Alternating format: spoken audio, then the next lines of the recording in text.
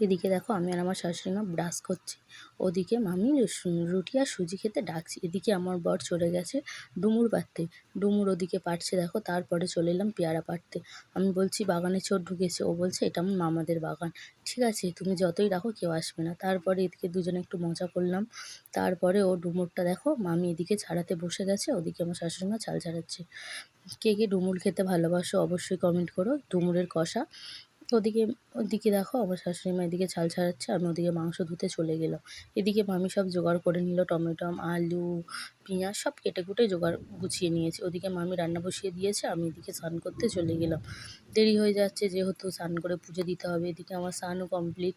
ওদিকে দেখো আমি পুজো দিতে চলে গেলাম। এদিকে আমার পুজো দেওয়াও কমপ্লিট হয়ে গেছে। ওদিকে সবাই খেতে বসে গেছে, আমি আর আমার বর বাকি ছিলাম।